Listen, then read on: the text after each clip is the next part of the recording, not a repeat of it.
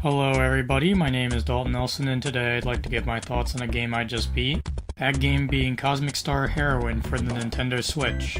Cosmic Star Heroine is made by Zeboyd Games, it is an RPG, and I've played Zeboyd's debut game Breath of Death 7 earlier this summer. I remember really liking it and thinking that it was standard, but then the game that I played after that, Cthulhu Saves the World, I actually liked a lot. I thought it had a lot of charm, with great humor and great memorable characters, and some fun combat that I felt like it evolved upon what they were doing in Breath of Death. Now, with that game, I wasn't really expecting it to be this masterpiece, nor am I saying that it is a masterpiece by giving it a 9 out of 10. I think the intention from Zeboyd in that game was that they wanted to build upon the framework that they had created with Breath of Death and bring a much better experience with Cthulhu, which is why I gave it a near perfect score, because I felt like it, within the same vein of Breath of Death, Cthulhu achieved a lot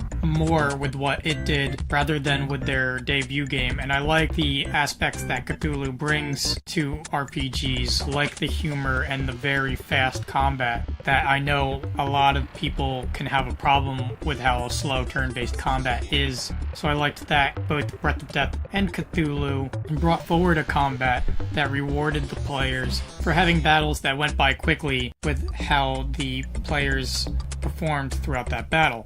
And so how that relates with this video's game, Cosmic Star Heroine, is that with this game, I wasn't really expecting a further evolution of the Cthulhu Saves the World Breath of Death formula. I was expecting, with the different look and the different inspirations that I was just seeing from the screenshots, I was expecting something different from Zeboyd. And that's definitely what you get here. Instead of the normally 8-bit Japanese-inspired RPG framework that you get from the previous two games that I've reviewed, instead, Cosmic Star Heroine is a much more Western-focused, more detailed, a little bit more ambitious, I would say, game that you are delivered. And playing through it, you can definitely see it just from your eyes and ears alone. This is some of the best sprite work that I've seen in a while, and definitely very detailed sprite work coming from Zeboyd. Normally their style is very simplistic and cartoony in nature, yet it still gets across what they're trying to convey. But with this game, they just compact so much more within their environment design and within their character portraits that it's just so impressive how everything looks. Nothing looks like tiles. Nothing looks like it was really reused in a sense. Everything very much looks like it's very detailed and thought out, and it looks like a lot of these environments were drawn and then colliders were put in later. And this very great sprite work really helps with how Cosmic Star Heroine deals with settings within this game, where the player doesn't really stay in one setting for a while. There's a much more prevalent sense of adventure within this game, where we're constantly going from one setting to another, from one plot point to another, and the diversity and what is introduced never really stops. For example, you have the very dark and dingy streets of the very first environment, which then goes into the jungles and the deserts of Ramu, which then goes into the very expressive and wildlife populated Nulum. And this sense of adventure is definitely complemented by the game's soundtrack. The soundtrack within Cosmic Star Heroine for Zeboyd is a lot more detailed this time around, with a lot more genres being played around too. I noticed the beginning of the game had a lot more of a jazzy soundtrack, while when you get to this club, you get this more poppy, rock-inspired track that has a vocalist on it, which is a first, I believe, for Zeboyd, and I think it complements the game really well. Now, earlier when I was talking about Breath of Death and Cthulhu, I was talking about how those games had fast combat that was simplistic yet fun to play with. Cosmic Star Heroine differs from those games by having combat that's a little bit more complex and definitely doesn't go by as quickly as those games do. The combat within Cosmic Star Heroine here requires a little bit more of a forethought and a little bit more time to be invested into it. And there are definitely components built into this combat and gives off the intention that Zeboyd intended such. For example, something that was in Cthulhu but is a little bit more fleshed out in this game are abilities, where characters learn these abilities as they level up. But each character has 8 ability slots that they can equip these abilities into. And so with each ability that is used, most abilities when you use them are spent and cannot be used throughout the rest of the battle. That is, unless you recharge it by using a specific ability that has that recharge feature. And so players kind of have to think about what abilities are reusable and are not reusable, or how they're going to plan out their strategy throughout the battle. Another addition to the combat here is classifications and weaknesses, which are also supposed to help the player think a little bit more forwardly about how they're going through combat, where classifications are given to monsters where it's 3 within the game. It's organic, mechanic, and spectral. There are specific abilities within the game that can combat these classifications. For example, one of the characters, Orson, has this ability that is very effective against spectral enemies. And so if you're in an area that's rife with ghosts, then you definitely want Orson on your team. And meanwhile, the weaknesses that monsters and characters can have in this game are elemental, where, for example, a monster will have a weakness to fire, or an ability that your character has an elemental flavor of fire to it. And they even have some interesting character abilities in this game where you can add weaknesses to your opponent, thus making the enemy that you're fighting more fragile to your party. And I do like that Zeboyd is trying to have a combat that is supposed to have a little bit more forethought and is supposed to have a little bit more strategy going into it. However, I don't think it really worked throughout most of the game. The problems that I have with the classifications and the weaknesses throughout the game is that I don't feel like that they were placed cleverly or well enough to really get the enjoyment that I feel like I should have out of how they were placed within this game. For example, classifications definitely didn't feel like they played a big role within the game. I felt like while these classified monsters could be weak to abilities, they weren't exactly strong to anything either, so you couldn't have like an organically based attack that spectral enemies would be strong to. Not only that, but sometimes it wouldn't really be clear as to what classification they were. The problems that I had with weaknesses came to the fact that I also couldn't tell what a monster would be weak to going into the battle. The battles in this game take more of a Western approach, where groups of enemies will just travel throughout the main world and you have to run into them in order to engage in a battle. And the game doesn't really transition into a battle scene. Instead, the battle takes place right there.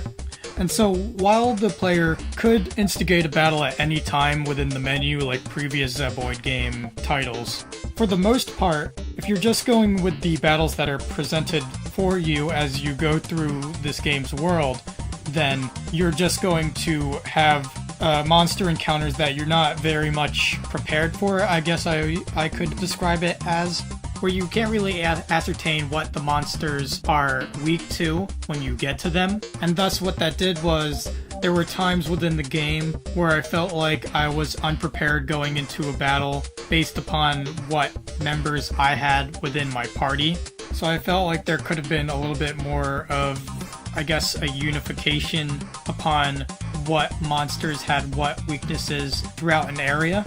But moving away from combat, I wanted to focus on the writing that was presented throughout Cosmic Star Heroine as well, because a big appeal for me for these games now is definitely the humor that Zeboyd brings to their games. It's usually very overt and very frequent in how it is presented to the player, but the story and the dialogue and the writing within this game are played a little bit more straight. There isn't much humor outside of enemy descriptions during battle.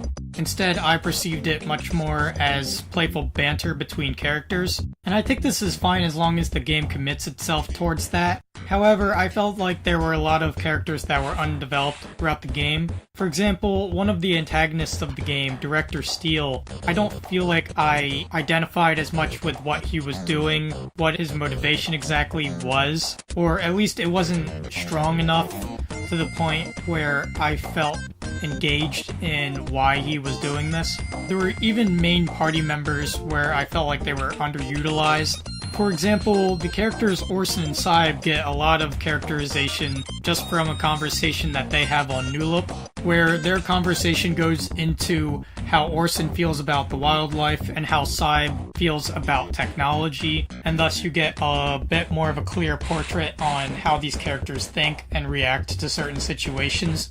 And there are these missions within the game where it seems like they are intended to give characters a little bit more time within the spotlight, but I definitely didn't think like Zeboyd utilized these in the maximum potential that these could have had. For example, the character Finn has one of these moments where he goes out to his police station in order to check out a certain situation that's going on there. But instead of learning more about how Finn reacts to situations, it just felt like a side mission where I felt like we could have gotten a little bit more about Finn's sense of duty, or a little bit about his cowardice that he feels throughout some of the other dialogue within the game. And I think Zeboyd put a little bit too much writing into the shipmates that are within the hub of this game, where there are a lot of shipmates / crew that you can have within the hub of your game, and their dialogue changes depending on what story beat you are on at the time. And this is no doubt a lot of writing that was put into this, and I feel like there could have been some time taken out of putting writing into these characters that aren't really important within the story and put more into the party members throughout the game instead. And I think this underutilization of characters comes through with the character Echo, who feels like she had nothing to do throughout the story and felt like a character that could have been cut from Cosmic Star Heroine and the game still could have been fine. She has really nothing to do outside of trying to assassinate Alyssa and trying to be her rival, but even then that is never really explored outside of those situations, and she ends up kind of allying with us and dying off screen, and it just feels empty when it happens in both situations. So I definitely felt like the usual friendly and upbeat characterization that you see within Cthulhu Saves the World definitely got a little bit more of a downgrade here. It didn't feel as engaging as it did within that game. But I feel like even with the problems that I had within this game, I still liked Cosmic Star Heroine, just not as much as I thought I would. Don't get me wrong, I think the sprite work is impressive. I think the character designs are impressive. I think the combat can still have its fun moments, and I still very much like the soundtrack. And I like that Zeboyd is trying to evolve past their 8-bit Japanese RPG aesthetic that they were going towards with their previous titles with this game.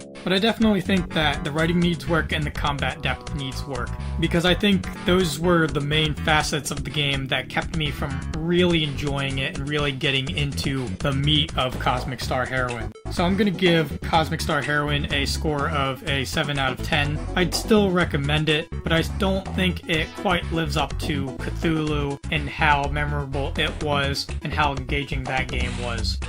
So that concludes my review of Cosmic Star Heroine. If you liked my review, you can like, comment, or subscribe. I also have social media links down in the description below, as well as my Portfolium, where you can see game development works that I've done. And with that out of the way, please make sure to have a nice day.